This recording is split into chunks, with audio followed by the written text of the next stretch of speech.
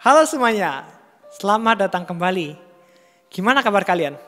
Semoga kalian tetap sehat-sehat aja ya. Pada episode kali ini, kita akan mengulas bab keempat dari ensiklik Laudato Si yang berjudul Ekologi Integral. Paus Fransiskus menyoroti cara kita memandang berbagai masalah dalam kehidupan kita ini.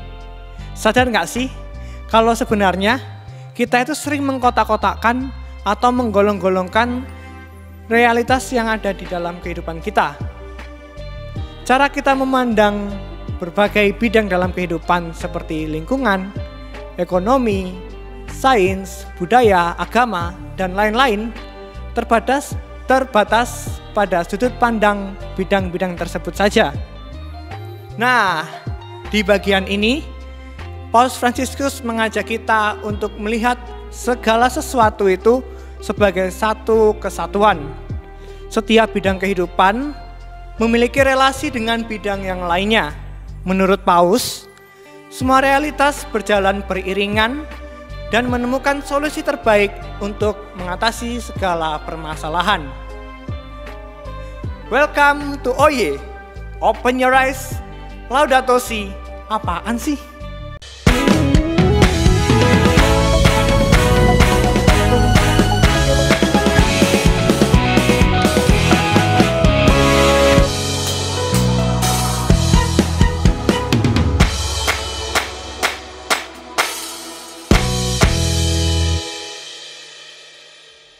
Oke, agar kita mudah memahami, sebelumnya aku akan spill dulu nih, apa saja yang akan kita bahas atau pelajari dalam bab ini.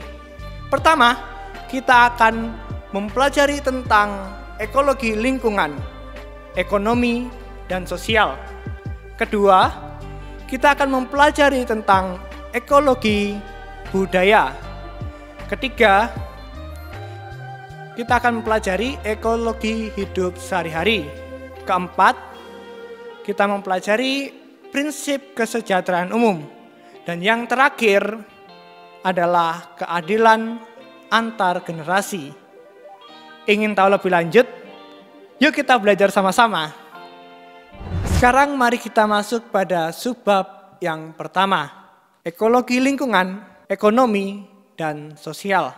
Pada subbab pertama ini, Paus Fransiskus mengingatkan kepada kita bahwa semua permasalahan ekologis tidak hanya sekedar tentang lingkungan. Ada aspek lain yang berkaitan erat dengan permasalahan tersebut. Entah itu terkena dampak atau malah menjadi penyebabnya. Nah, sebelumnya kita perlu ingat dulu nih, apa definisi tentang ekologi?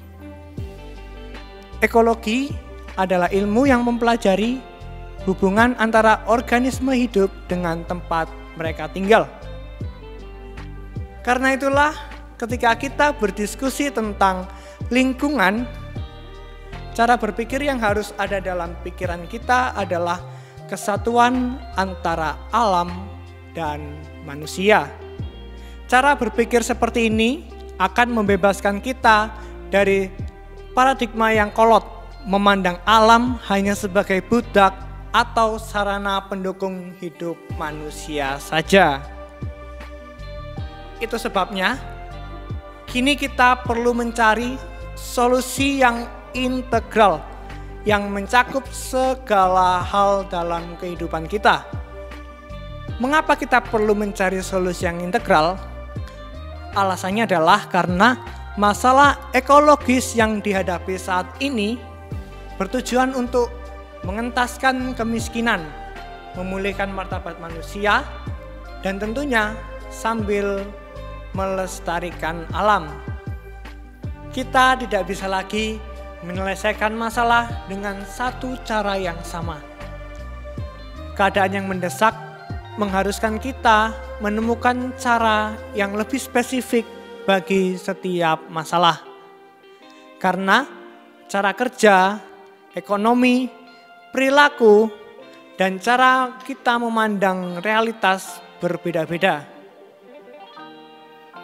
Dalam hal ini, Paus sangat mendukung upaya para peneliti untuk menghasilkan suatu terobosan baru yang mampu membuka pemahaman masyarakat akan bagaimana segala makhluk saling terhubung dan membentuk unit-unit yang lebih besar atau yang bisa kita sebut sebagai ekosistem. Sadar atau tidak, kita hidup di dalam sebuah ekosistem yang sudah ada sebelum kita. Oksigen yang kita hirup, makanan yang kita dapatkan dari tumbuhan, pembusukan sampah oleh organisme-organisme, dan masih banyak lagi. Maka dari itu, kemampuan regeneratif setiap ekosistem tidak boleh kita abaikan. Hal terakhir yang perlu diperhatikan dalam mengembangkan ekologi integral adalah keberadaan lembaga masyarakat. Keberadaan lembaga masyarakat yang sehat akan berdampak pada lingkungan dan kualitas hidup manusia. Sayangnya, sejumlah negara memiliki sistem kelembagaan yang lemah sehingga masyarakat yang miskin jadi makin miskin dan menderita. Nah, di sisi lain malah ada pihak-pihak yang aji mumpung atau bahasa Indonesianya itu memanfaatkan situasi buruk demi keuntungan mereka sendiri. Kelemahan sistem kelembagaan masyarakat suatu negara akan berdampak pula pada negara lain. Karena kita di dunia ini hidup berdampingan satu negara dengan negara yang lain. Pada subtema sebelumnya, ekologi dihubungkan dengan lingkungan, ekonomi, dan sosial.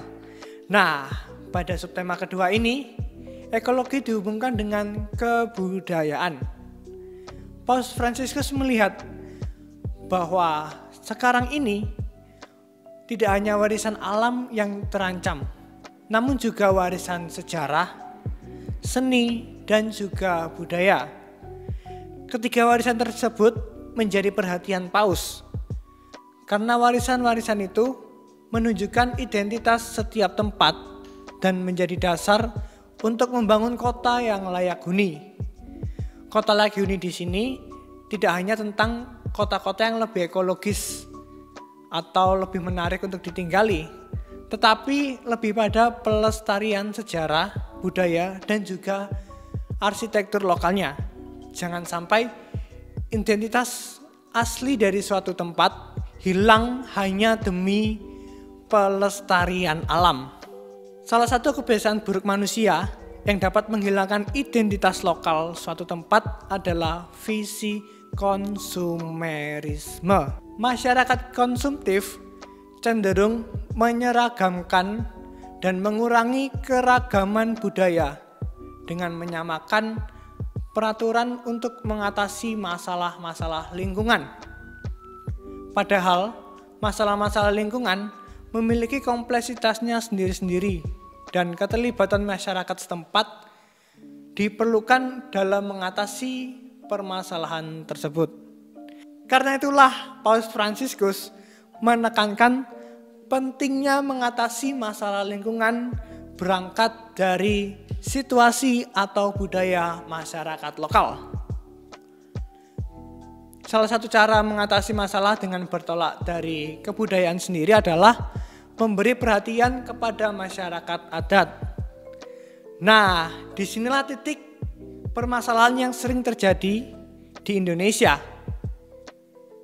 Sayangnya, seringkali masyarakat adat dianggap sebagai kelompok minoritas dan kurang dilibatkan dalam dialog untuk mengatasi masalah lingkungan lokal. Hanya karena mereka menganggap tanah sebagai warisan leluhur yang harus dilestarikan. Tidak jarang masyarakat adat hidup di bawah tekanan dari perusahaan-perusahaan yang ingin menguasai tanah mereka. Padahal justru mereka adalah orang-orang yang paling baik dan paling mengerti dalam melestarikan lingkungan tempat mereka tinggal. Kini berbagai kalangan mengalami masalah serius ini, tidak hanya orang miskin, karena lahan untuk membangun pemukiman yang semakin berkurang. Jika di suatu daerah muncul banyak pemukiman kumuh, berantakan, dan tidak sehat, langkah yang harus diambil adalah meremajakan wilayah tersebut, bukan malah mengusir atau menggusur orang miskin yang tinggal di daerah itu. Kalaupun tidak memungkinkan meremajakan wilayah tersebut, pemerintah dapat memberikan informasi yang cukup mengenai tempat tinggal yang sehat kepada orang miskin. Caranya ialah dengan menawarkan tempat tinggal layak huni seperti rumah susun atau yang lainnya. Hal lain yang disorot Paus adalah sarana transportasi.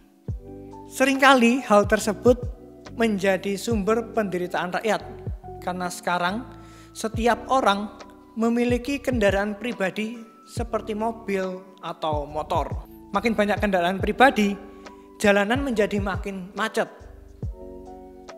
Selain itu, penderitaan rakyat disebabkan oleh tingginya tingkat polusi udara dan berimbas pada menurunnya kualitas oksigen di perkotaan. Oleh karena itu, banyak ahli merekomendasikan untuk beralih ke angkutan umum.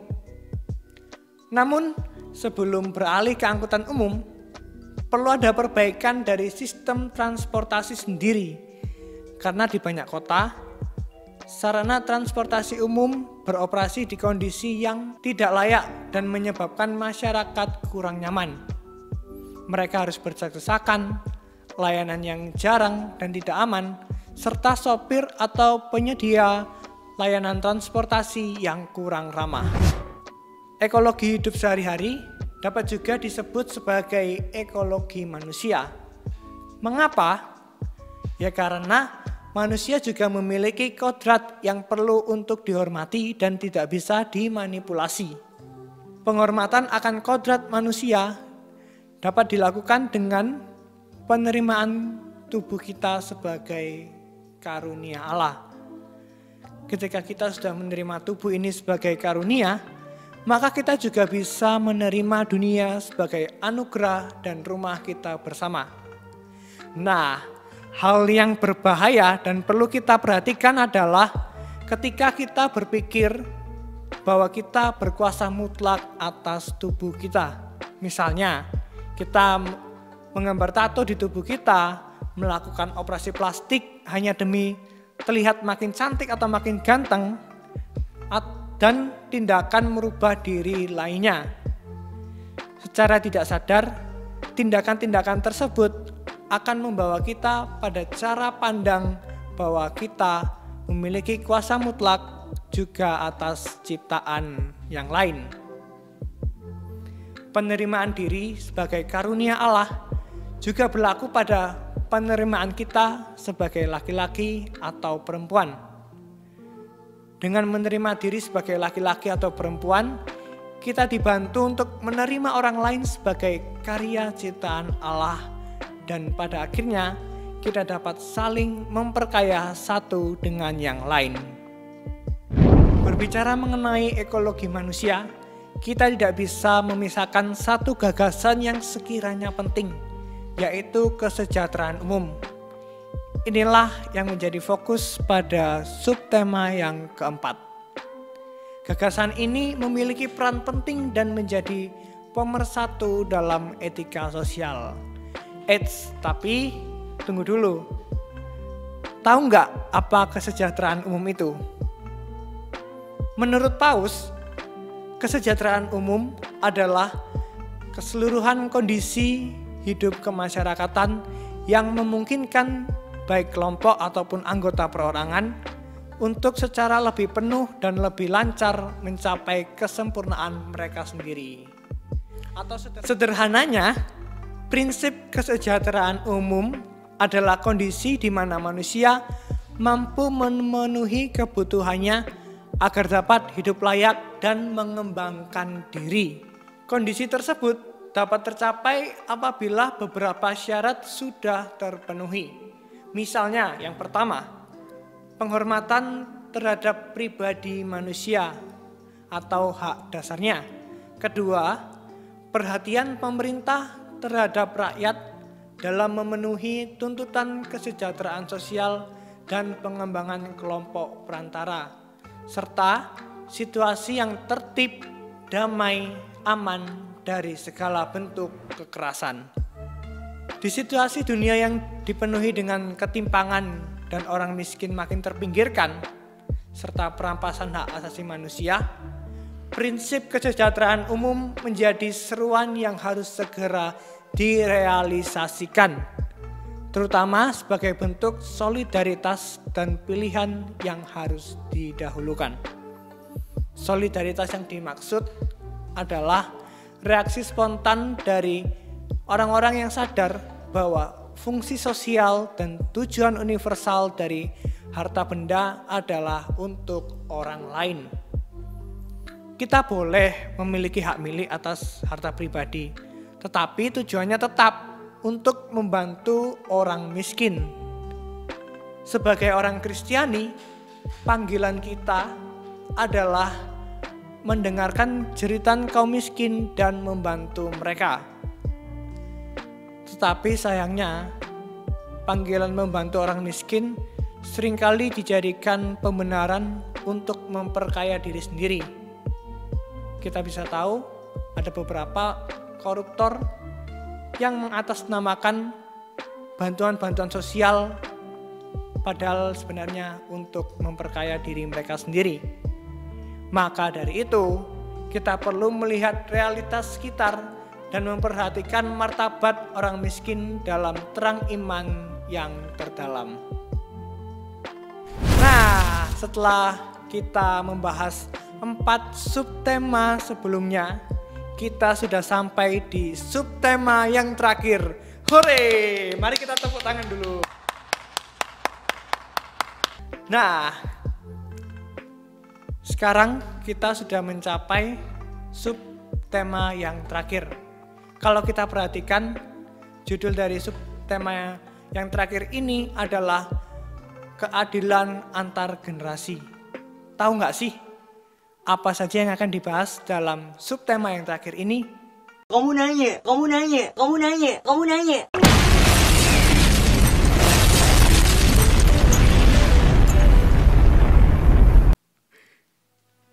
Di subtema ini kita akan membahas tentang generasi yang akan datang atau generasi anak cucu kita. Krisis yang kita rasakan saat ini, khususnya krisis ekonomi global, dapat dirasakan juga oleh generasi-generasi sesudah kita. Parah juga ya. Kita berpotensi menjadi orang jahat loh. Nah, untuk menghindari agar skenario terburuk anak cucu kita akan mengalami krisis yang terjadi di zaman kita dapat mengubah pola pikir kita. Sekarang kita harus memiliki cara pikir bahwa bumi kita ini adalah anugerah dari Tuhan. Ingat ya, anugerah dari Tuhan. Kita diberi secara cuma-cuma oleh Tuhan. Kalau bumi atau alam adalah pemberian, maka kita tidak bisa memikirkan diri kita sendiri. Kita harus juga memikirkan nasib generasi-generasi setelah kita. Pertanyaan yang harus kita jawab adalah, dunia seperti apa yang kita mau wariskan kepada mereka? Dunia yang baik atau dunia yang buruk? Tapi sebelum menjawab pertanyaan tersebut, kita wajib terlebih dahulu peduli dengan generasi kita sendiri. Bingung kan kenapa? Ya karena pertaruhannya adalah martabat atau harga diri kita. Kalau kita mewariskan bumi yang rusak, bumi yang hancur, dan lantas membebankan krisis kepada generasi selanjutnya, harga diri kita lah yang hancur. Nah, Paus Fransiskus memberikan tips agar skenario terburuk itu tidak terjadi. Tips tersebut adalah merubah gaya hidup kita. Apa yang kita lakukan saat ini akan membawa dampak pada masa depan. Kalau kita tetap setia dengan gaya hidup yang kurang memperhatikan kelestarian alam, percayalah, skenario itu pasti terjadi. Kita akan menjadi orang-orang yang sangat individualis. Bisa jadi anak-anak kita, generasi setelah kita di masa depan tidak memiliki rumah pribadi karena para orang tua yang cinta akan budaya konsumerisme instan dan berlebihan. Oleh karena itu, ingat baik-baik dan camkan. Sangat penting untuk merubah dahulu generasi kita sebelum berpikir tentang generasi mendatang. Kalau diri kita saja belum beres, bagaimana kita mau memperbaiki generasi mendatang setelah kita?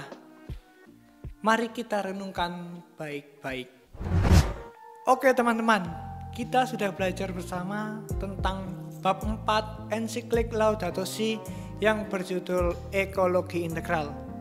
Sudah tahu kan apa yang ditekankan dalam ekologi integral? Ya, seperti yang kita sudah pelajari, ekologi integral menekankan bahwa semua hal, semua aspek dalam kehidupan kita saling mendukung satu sama lain untuk menjadikan bumi lebih baik lagi. Dan juga mengangkat martabat hidup manusia. Sudah banyak sekali yang kita mengerti bersama dari bab ini. Jangan lupa untuk stay tune di seri Oye berikutnya. Akan ada banyak insight baru yang akan kalian dapatkan. Goodbye.